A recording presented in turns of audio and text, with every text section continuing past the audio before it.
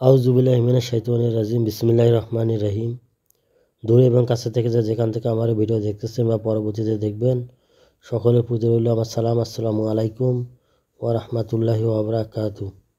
আজকে আপনাদের সামনে গুরুত্বপূর্ণ একটি পুরাতন বই থেকে একটি ইম্পর্টেন্ট একটি ভিডিও নিয়ে আপনাদের সামনে হাজির হয়েছি। আমি হাজার আলী।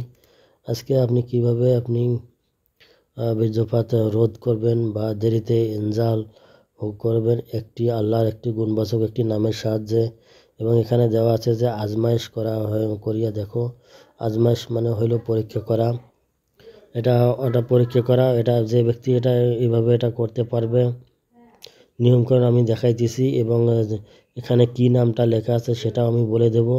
তার আগে যারা আমার চ্যানেলটি সাবস্ক্রাইব করেননি, সাবস্ক্রাইব করে পাশে থাকুন। ইনশাআল্লাহ নিত্য নতুন বিষয় কিছু শিখতে পারবেন। ইতিমধ্যে যারা সাবস্ক্রাইব করেছেন তাদেরকে অসংখ্য ধন্যবাদ। অনেক ক্ষেত্রে দেখা যায় অনেকের বীর্য পাতলা হয়ে যায়, সেই কারণে বীর্যপাত হয়ে যায়, মিলনে সুখ পায় না। তাদের জন্য আমার এই ভিডিওটা অনেক উপকারী।